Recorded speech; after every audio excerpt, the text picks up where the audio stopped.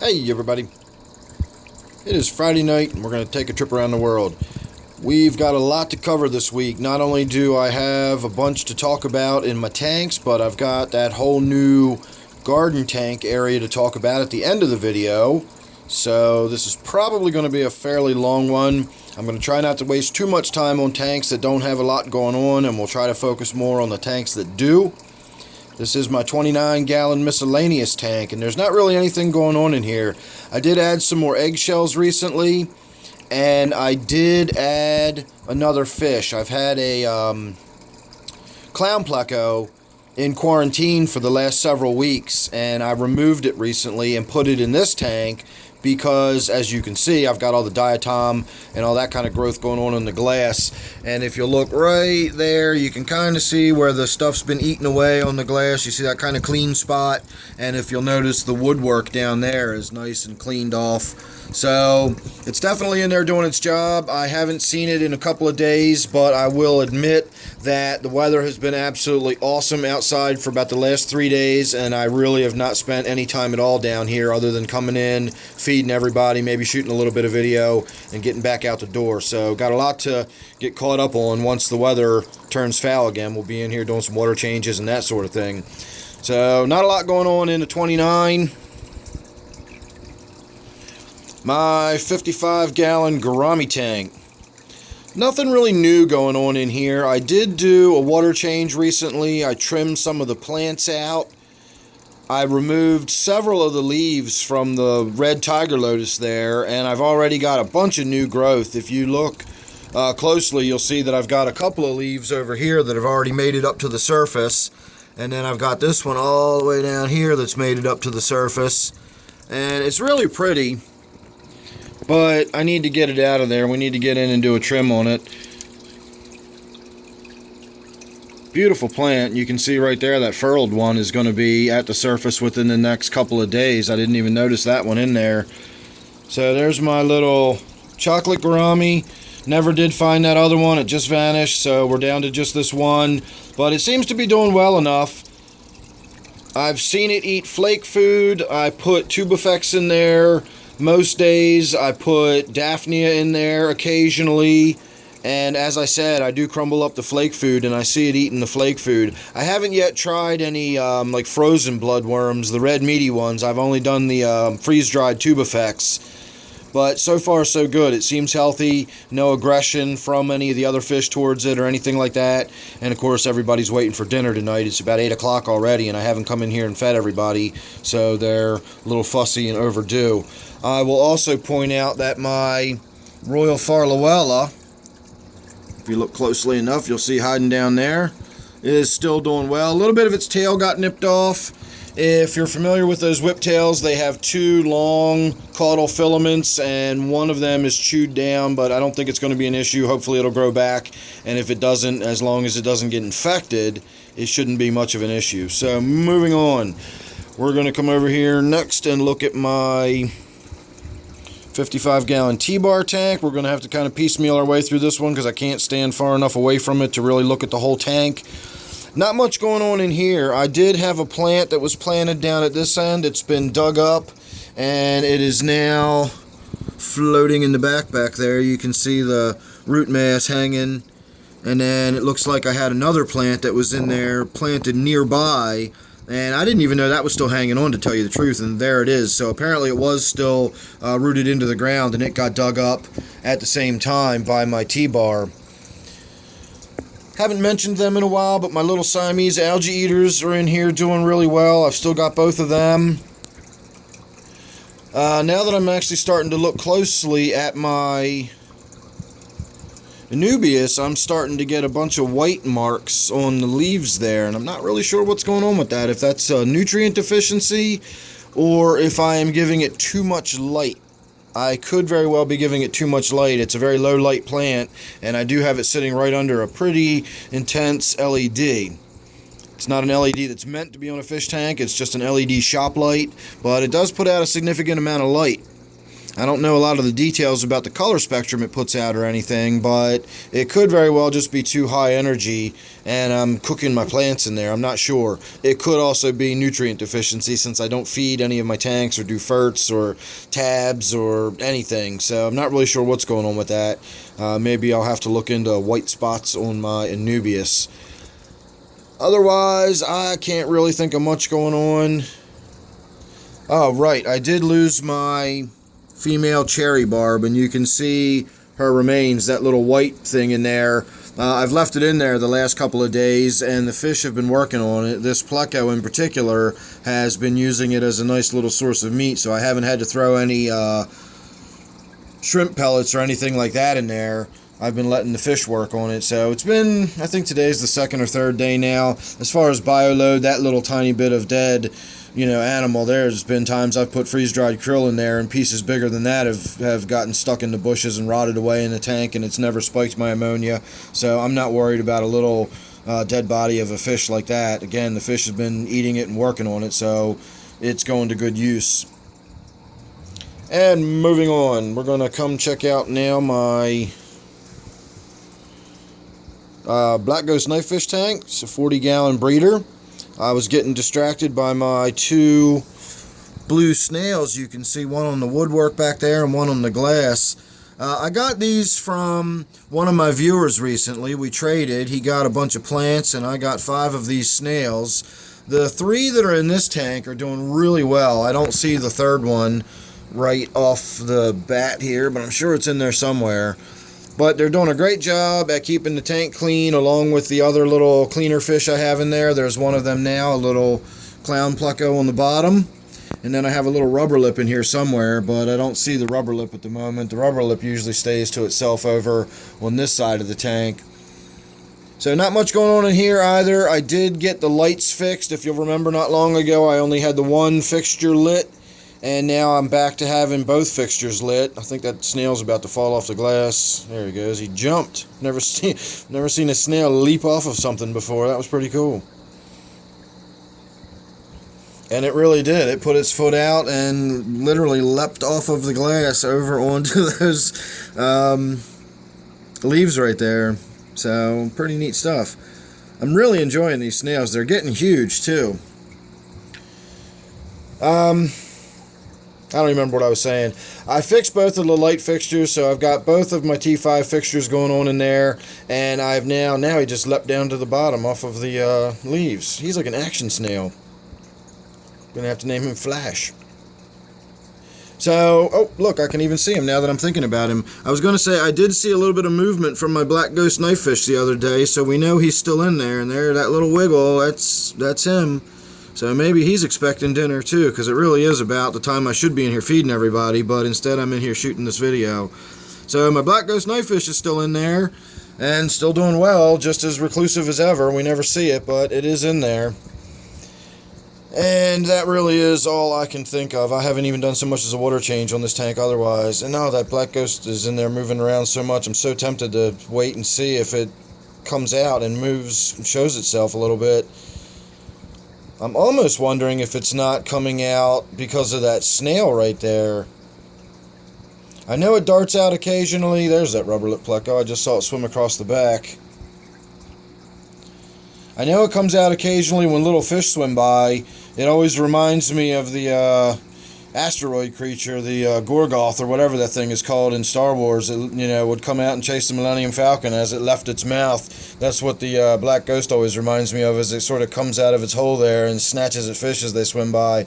But I haven't seen it in so long that I almost forget it's in there. I just kind of call this my Black Ghost Knifefish tank without really remembering there really is a Black Ghost Knifefish in this tank. So he is just so right there wiggling around like he wants to come out. I guess maybe I'll do a feeding video of this tank here in a few minutes, and maybe we'll get lucky and he'll come out when I throw some shrimp pellets in the tank or something. We'll see. Alright, I gotta tear myself away because we still got a lot of ground to cover. My native tank. Can't really think of a whole lot going on in here.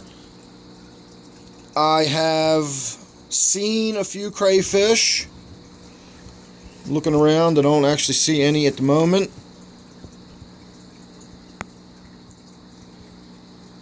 So, not really much going on in here.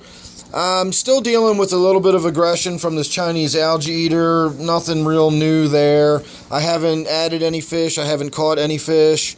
No new crayfish or anything. It's just been rainy, foul weather for several days now, and we've actually had some nice weather, but I've not really been bothering with the fish stuff lately. I've just been out doing stuff out in the yard and getting caught up on work and, going out into the park with the wife and so on and so forth. So I'll get caught back up here. It won't be long before I either kind of, get my fill of the nice days and we get back to routine, or the weather turns, unpleasant again and we get back to coming in here and doing more stuff in the fish room. As far as my trap, we had the foul weather coming in a few days ago. For all of those of you who are wondering about whether my minnow trap is still out, I did go out before the foul weather came and was able to get it collected up and brought back in. And I started to shoot some video of it, but there was nothing significant in it, and there was nothing worth even talking about. So I just sort of ditched the effort and called it good and came home. So the trap is actually in the back seat of my truck. It is not still out in the water, if you're wondering about that. And that's honestly about all I can think of to talk about with this tank until, of course, I walk away. I'm going to remember something. A snail tank here. The last time I talked about this, I said that I think I still have a shrimp in there somewhere because I'm not seeing eggs on the glass anymore.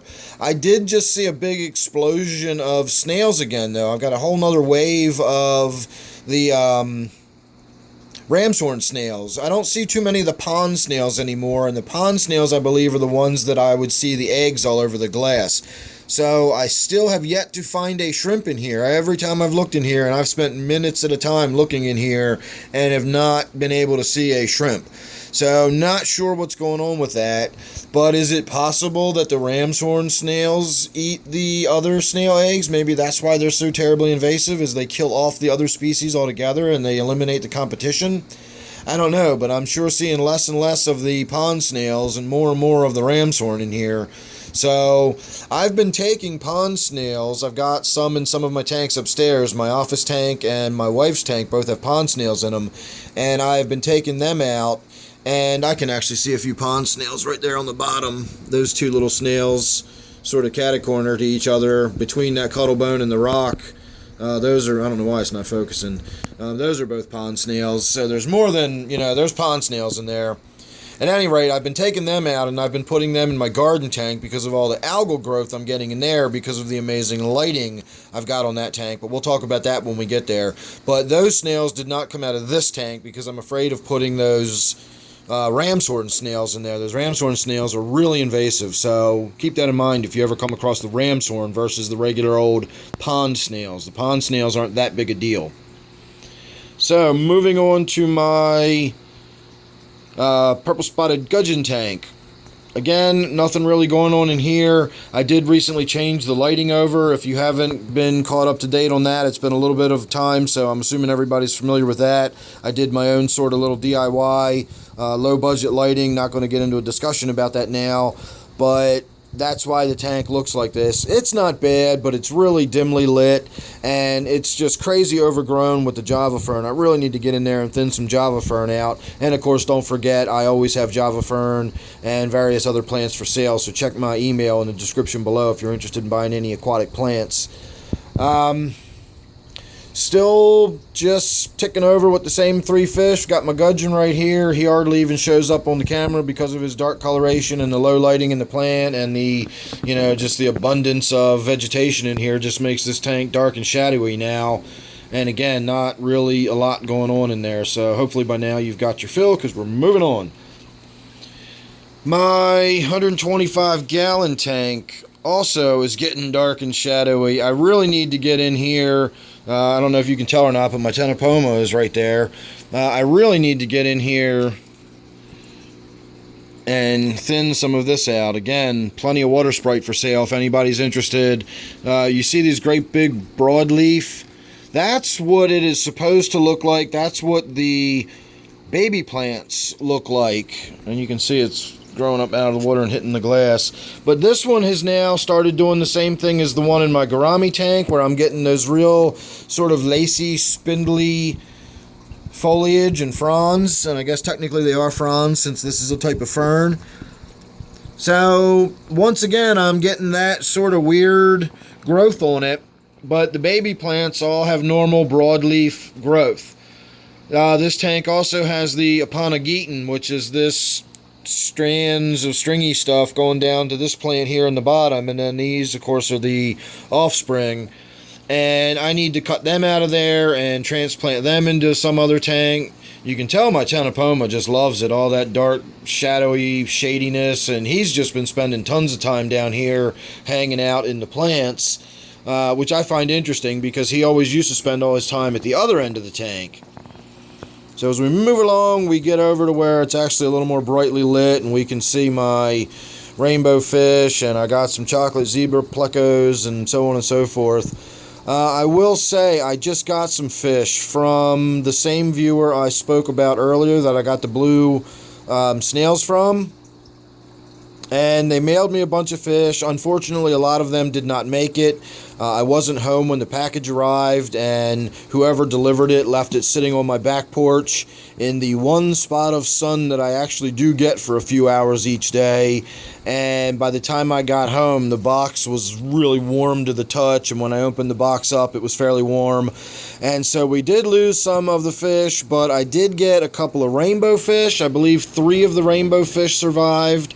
So even though they are not the same species as these rainbow fish, I'm going to put them in this tank just to give them a good home. I think they will probably school just fine with these, and that'll be okay with me. They're really small, so I might have to let them grow out for a little while. The Pomo might actually try to eat them if they go in this tank too small. And then I also got some live bears and a couple of other little oddballs, so we'll get to them at some point here. So that's really all that's going on with my 125. Did a water change on the tank this week, and that's about it. So my angelfish tank here, nothing going on in here. I did take the swordtail that I had out of my quarantine tank. If you'll remember, I had a pair of swordtails in there, male and a female, and the female actually dropped some babies the day I brought it home. Well, one of those babies survived, and I let it grow out for a little while, and that baby has now been put into this tank with mom and dad. So I think it was a female too. I don't even see it swimming around now. So I should have 2 female swordtails and the 1 male in here now. And then, of course, my 2 angelfish here have gotten really big, and they've grown out nicely. I'm really happy with the way these look. This one down here is nuts. When I open the lid to start feeding it, it actually comes up out of the water like 3/4 of an inch. We'll see if we can actually see it on video. See it, watch it just start coming up out of the water if it thinks I'm starting to feed it. Without me even putting food in the tank, it'll start usually coming up out of the water.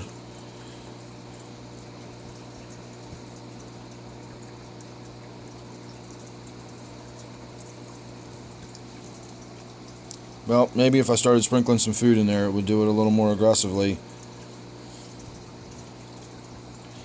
But it is just really, really an aggressive feeder. They both are, and anybody who's had any experience with angelfish knows that all angelfish are.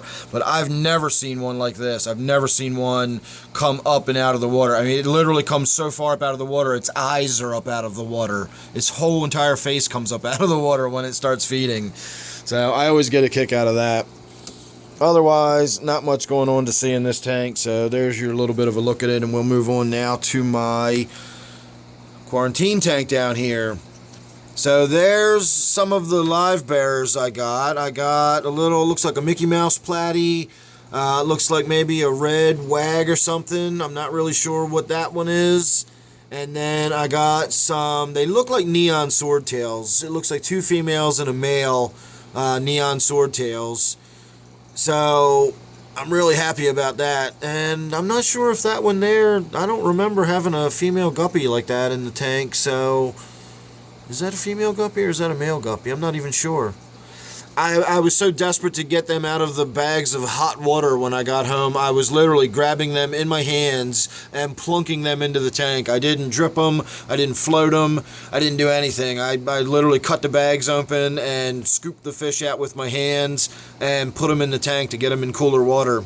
So the rainbow fish are pretty hardy when it comes to water parameters. But I found out the hard way that rainbow fish don't particularly care for warm temperatures. I've killed rainbow fish heat treating for ick before, so it happens. And that's probably why I lost the rainbow fish, due to the heat. But there you go. I've got a few of the live bearers left, so that's exciting. They'll find homes here and there around the house sooner or later. My brackish tank is in desperate need here of tank wiping. It probably needs a water change by now. I don't really remember the last time I did one. It's probably been a couple weeks, so it's due. Not a huge bioload in this tank, but it's enough of one that, you know, it's time for a water change. And then, of course, you can see how dirty the glass is. It's got that diatom algae growing all over it. And I need to get in there and get that all cleaned up too. And I'll probably take my little siphon hose, if you can see through the scum on the glass and see all that white stuff on the gravel in there. That is broken up, chewed up bits of snail shell that Butterbean works his way through.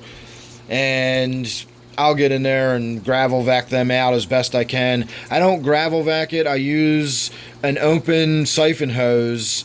And I get it close enough that I suck the shells up without sucking any of the gravel up. And of course I do get a little bit of gravel occasionally, but I do my best not to. I will also point out, we need to come down to this end of the tank to see it properly, but I was looking in here last night, and if you look right in the middle back there, you see that blob of red stuff again? It's back. I can never, ever, ever fully get rid of this stuff. It always comes back. So that's not bad. I'll get in there with the siphon hose and I'll slurp that on out of there when I get the water change done, and that'll remove it. And if we look across the front here, everywhere where you see that sort of reddish color, that's it. That's growing on the bottom again.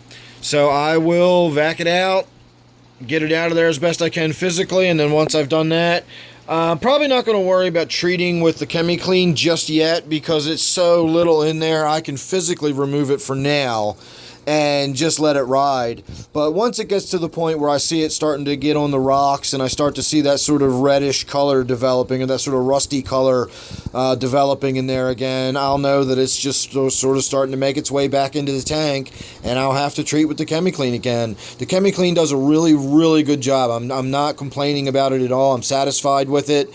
But as I've said many, many times, this kind of bacteria that we're dealing with, any kind of cyanobacteria, is really, really, really like dawn of time primitive. And things don't last that long that aren't really, really, really tough to get rid of. So that, you know, I'm down here in my basement. I've just, you know, this is an environment where that stuff can live. And I think as long as I provide that stuff with a habitat and an environment, it's just going to make its way back into it over and over again. And it's just going to be part of dealing, you know, just like the way you deal with algae in a freshwater tank. I got to deal with that red stuff in this brackish tank. That's just all there is to it. That's, you know, I've just resigned myself to that. So moving on to last and definitely not least, have a little bit of a look at this in the light of the overhead first. So it definitely looks very different with the overhead light on. Gives you much more of an idea of just a little table full of plants sitting in the middle of my room. Once the LED panel comes on, this thing generates so much light that it washes the camera out and the whole rest of the room looks dark and everything. It's a really cool look. I like the way it looks with the tanks lit and this, you know, this light spotlighting right in the center, of course, on all this beautiful foliage and everything. And then at night when I turn the tanks off and it's just this lit, I really like that too. That's really good looking. But of course it never comes out on camera looking the way I see it. So as far as having a little look-see at the fish tanks real quick, since this is a fish channel video, you can see how the water on this side is hardly even flowing anymore. So I definitely need to get in there and replace those filters. This side is still doing fine, and then that dark green there is what I was talking about. All that algal growth you can see on these rocks needs to get off of there. So I threw a bunch of snails in, and we'll see what happens. I haven't lost any fish so far that I know of. Haven't seen any dead ones, and I've still got quite a few swimming around in there. No idea what they are except for the two little sunfish, but they are in there. And then this tank down here, I've got just a bunch of little guppies and endlers that I took out of my office tank. Just randomly scooped them out. I don't know, males, females. I just wanted some fish and some movement in here. Because remember, this whole thing is designed for me to be more of a little gardeny area. And then it's got some sort of water feature-y aspects to the garden area. It's not meant so much to be fish tanks and then have the plants around them. The plants are the primary aspect of it, and the fish tanks are the secondary aspect of it. Now, having said that, I am a little disappointed in how kind of you don't even notice this one, even though it's kind of right here. I want to try to work something out where the back edge of this tank is almost up against the front edge of this tank, and it almost creates a step down type effect from one tank into the next. I just haven't put a ton of thought into it yet. And as I've been saying, it's just been so nice outside that I haven't really been giving much of thought to anything in here. I've just been outside enjoying myself and doing my thing. So here we go. We're going to go ahead and turn this light on. The fans come on for a moment first, and then the chips actually fire up. And then you instantly don't see that overhead fluorescent light anymore. So this is a 3000K color temperature. So for this time of year, midsummer, this is probably about the color of the late afternoon sun. This is maybe 6 o'clock in the evening sun is what you're looking at here, or we'll call it 9:30, 10 o'clock in the morning if you want to go from the other direction if you're a morning person. So I love it. I think it's amazing. Again, we are going to talk more about the LED itself, and we can talk about it whether you want to think about it in terms of a grow light and LEDs, or we can talk about it in terms of a really intense aquarium light, because it's serving the purpose for both. But the principles of light and the way plants use light and the way the LEDs produce light and all of that stuff is all the same across the board. So if you're interested in learning about how plants use light and how LEDs produce light and why we talk about things like color temperature and what the difference between lux and lumens and all of that kind of stuff, I'll get really into the weeds of talking about, you know, what's going on with different types of lighting and why your lighting is so important when it comes to your plants and your planted tanks and so on and so forth. So look forward to that. Make sure you're subscribed. That way you won't miss any of it. And again, look forward to some real changes that are going to be happening to this tank over time. This is going to be an ongoing project that I'm just going to tinker with and play with, and the plants are probably going to change and move around. The tanks are probably going to change and move around, and I already have another one of these panels just sitting in the other room with nothing to do right now, so keep that in mind. I've got another one of these. So once again, I will say thanks for watching. Make sure you're subscribed, that way you won't miss anything. I apologize for such a long-winded video, but you know, that's how it is with me, and especially since I got all this extra stuff to look at now. So if you're subscribed, you won't miss any of the stuff I got in between these long-winded videos. So don't forget, this is my Around the World update, and then of course this is my garden tank. So thanks again for watching. I'll see you real soon in the next one.